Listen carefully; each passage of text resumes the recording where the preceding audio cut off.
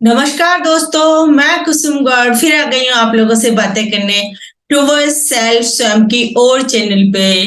दोस्तों, हम कर्म योग की बात कर रहे थे और कर्म योग जो है वो पहला सोपान है जो आपकी चेतना का जो अंतर यात्रा है वो इंडिविजुअल कॉन्शियसनेस से और यूनिवर्सल कॉन्शियसनेस तक जाने में जो पहला सोपान है वो आपका होता है ये कर्म मार्ग।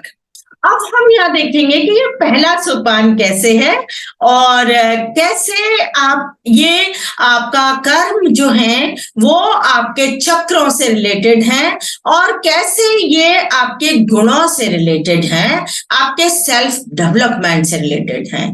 तो दोस्तों, जैसे मैंने आपको बताया था कर्मों के बारे में कि आपको पहली बात तो अगर आप यूनिवर्सल कॉन्शियसनेस से मिलना चाहते हो तो आपको कर्मों का जो स्तर है वो आपका निष्काम कर्म योग होना चाहिए। ये खाली कर्म योग नहीं है बल्कि ये निष्काम कर्म योग है। तो आपके जो कर्मों का स्तर होना चाहिए वो निष्काम कर्म का स्तर होना चाहिए, यानी उसके पीछे आपकी कोई इच्छा, वर्ल्डली इच्छा नहीं उसमें होनी चाहिए, कोई भी इच्छा उसमें नहीं होनी चाहिए कि मेरे को ये चाहिए, ये मैं कर्म इसलिए कर रही हूँ कि ये मेरे को ये चाहिए, ऐसा कुछ मोटिव उसमें नहीं होना चाहिए, तभी वो निष्काम कर्म होगा। तो ये निष्काम कर्म योग जब हम करने लगते हैं तो जैसा मैंने आपको पिछले वीडियो में भी आपको बताया था कि जैसे जैसे आपका विकास होता चला जाता है वैसे वैसे आपके स्तर बढ़ते चले जाते हैं आपके निष्काम कर्म योग के। जैसे पहले जो अगर वो आप पहले चक्रा पे होते हो तो आप सिर्फ आपके बारे में ही सोचते होते हो और आपके बारे में ही आपके निष्काम कर्म होते हैं। ये पहला मूलाधार चक्र होता है। ये मूलाधार जो होता है वो आप से रिलेटेड होता है और प्लस आप उसमें थोड़ा ये उत्साह होता है कि नहीं, हमें आलस से त्याग के कर्म करना है पहली चीज, और दूसरी चीज कर्म करना है तो हमको ऐसा कर्म करना है जिससे हम अंतर यात्रा कर सकें, जिससे हम हमारी यूनिवर्सल कॉन्शियसनेस से मिल सकें। ये उत्साह जो होता है ये फर्स्ट चक्रा का फर्स्ट चक्रा को बताता है। तो फर्स्ट चक्रा पर जब आप होते हो तो आपसे वो निष्काम कर्म इस टाइप के होते हैं कि इनिशियल आपके अपने से रिलेटेड इनिशियल इस निष्काम कर्म होते हैं। और जो दूसरा चक्र है, जब आप दूसरे चक्र पे आते हो तो वो स्वादिष्ठान चक्र होता है, सैक्रल प्लेक्सस होता है। वो आप इनर सर्किल के जो लोग होते हैं आप उनके लिए निष्काम कर्म करने लग जाते हो।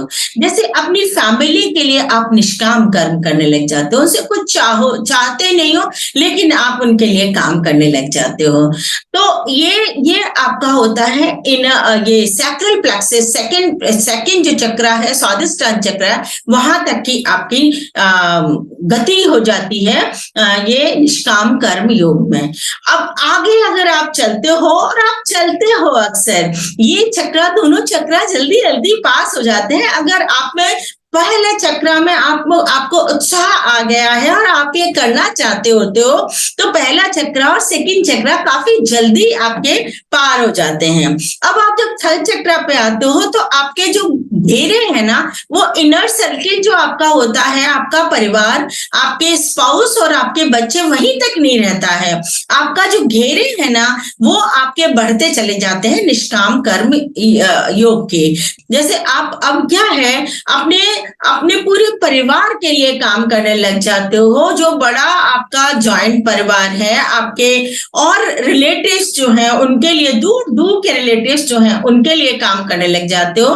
फिर आप और घेरा अगर आपका बढ़ता है तो आप अपनी जाति के लिए काम करने लग जाते हो, और घेरा अगर आपका बढ़ता है तो आप अपनी देश के लिए काम, अपने शहर के लिए काम करने लग जाते हो, अपने देश के लिए काम करने लग जाते हो, पूरी ह्यूमैनिटी के लिए काम करने लग जाते हो। और अगर इसका और भी विस्तार होता है तो आप पूरी कायनात के लिए काम करने लग जाते हो। और वो काम कैसा होता है, जैसे मैंने अभी आपको बताया, निष्काम कर्म योग होता है। वो आप बिना किसी की मोटिव के, बिना किसी इच्छा के, बिना किसी रिटर्न के आप बस लोगों का भला करते चले जाते हो। ये आपके घेरे बढ़ते चले जाते हैं थर्ड चक्र में। थर्ड चक्र में थोड़ा टाइम लग जाता है क्योंकि हाँ बहुत घेरे हैं। आपका जैसे जैसे डेवलपमेंट होता है वैसे वैसे आपके घेरे, आपके निष्काम कर्म योग के घेरे बढ़ते चले जाते हैं। जब आपका थर्ड लेवल का चक्र जो कि मणिपुर चक्र है वहां का अगर डेवलपमेंट होगा तो आप ना केवल अपने इनर सर्किल बल्कि अपने इनर सर्किल से बाहर वाले लोगों की भी आप हेल्प करने लग जाते हो। आप उनके लिए भी निष्काम कर्म करने लग जाते हो बिना किसी मोटिव के, बिना किसी रिटर्न के। और ये आपके आउटर सर्किल के घेरे बढ़ते चले जाते हैं। तो ऐसा दोस्तों होता चला जाता है। तो ये आपके थर्ड चक्र की गति होती है और ये आपका कर्म योग, यहाँ पे निष्काम कर्म योग जो होता है वो आपका विस्तार को पा जाता है। तो दोस्तों जो निष्काम कर्म योग है वो आपका पहले 3 चक्र तक, जिसलिए मैं कहती हूँ पहला सोपान है ये हमारे अंदर। जैसे मैंने आपको पहले भी बताया था, जब कभी भी मैं चक्र के बारे में आपको डिटेल में बताऊंगी तो मैं आपको और क्लियर कर दूंगी इस बात को। चक्र मीन्स जो एनर्जी सोर्सेस हैं, जो हम साइंस की भाषा में बोलो तो प्लेक्सिस हैं। तो ये हमारे वैसे तो बहुत सारे होते हैं हमारे शरीर में, लेकिन 7 चक्र इंपॉर्टेंट होते हैं। तो इनमें से जो 3 चक्र है, पहले 3 चक्र हैं, ये हमारे कर्म योग से रिलेटेड होते हैं। तो अब मेरे ख्याल से आपको समझ में आ गया होगा कि जो कर्म योग का चक्र से क्या रिलेशन है। तो पहले जो 3 चक्र हैं ये हमारे कर्म योग से रिलेटेड होते हैं।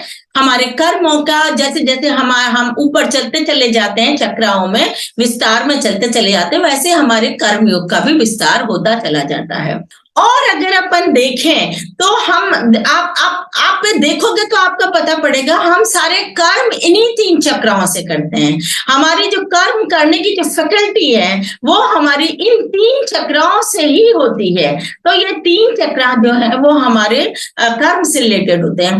हाँ, इसके लिए जो सेंसेशन आते हैं या जो भी पावर आती है वो दूसरे चक्रों से, अबव वाले चक्रों से आती है, बट जो काम करने वाले चक्र हैं वो हमारे ये 3 चक्र होते हैं जो बेसिकली निष्काम कर्म योग में काम आते हैं। और जब आपके ये तीनों चक्र आप अच्छे डेवलप हो जाते हैं उस समय मैं कहूंगी कि आपका जो मैंने आपको बताया था कि स्पिरिचुअल हेल्थ असेसमेंट स्केल जो मैंने बताया था उसमें मैंने बताए थे आपको कि 3 मेन सोपान होते हैं, self development, self actualisation and self realisation.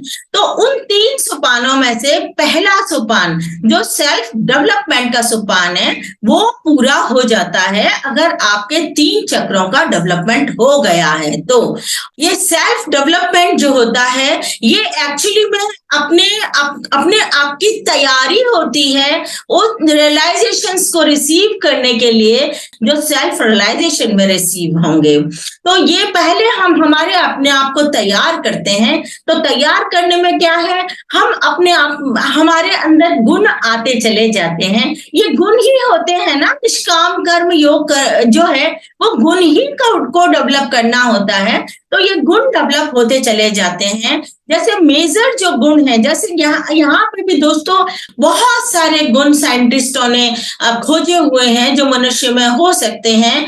Literature में ना 500 के आसपास गुणों का व्याख्यान है, पर मेजर जो अगर अपन कहेंगे ये भी एक स्पेक्ट्रम की तरह से होता है। जो हमारा रेनबो का स्पेक्ट्रम होता है, जो हमारे इंद्रधनुष का स्पेक्ट्रम होता है, उसी की तरीके से ये हमारे रेनबो की तरह से स्पेक्ट्रम होता है इसमें।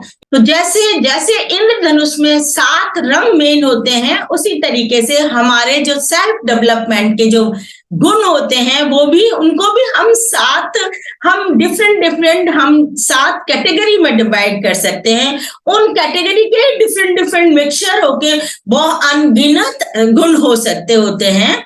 तो जैसे ये 7 मेन जो गुण हैं वो हमने हमारे सेल्फ डेवलपमेंट के जैसे गुण होते हैं। सबसे पहला गुण तो होता है आपको विवेक आ जाता है, आपका प्रूडेंस मैंने लिखा है, मीन्स आपको विवेक आ जाता है। अच्छा बुरा, आप सत्य असत्य, इसमें आप विवेक, इसमें आप डिफरेंशिएट करने लग जाते हो और आपको क्लियर समझ में आने लग जाता है। तो पहला गुण तो ये होता है जी, तभी आप इधर की तरफ बढ़ते हो, अदरवाइज क्यों बढ़ोगे। आपको ऐसी इच्छा होना ही कि मेरे को मेरे अपने आप से मिलना है, मेरे को यूनिवर्सल कॉन्शियसनेस जो क्रिएटर है उससे मिलना है, या उस तो ये इच्छा की तभी आएगी जब आप में ये विवेक आने लग जाएगा। तो ये पहला है आपका विवेक। दूसरा है ग्रैटिट्यूड। सबको आप उसी सम्मान की दृष्टि से देखने लग जाते हो कि ये भी मेरे तरीके के एक जीव हैं, इसलिए मेरे को इनके लिए भी, ये भी जैसे मैं अपने लिए काम करता हूँ, मेरे को इनके लिए भी काम करना है। तो इस तरीके का आप में भाव आने लग जाता है।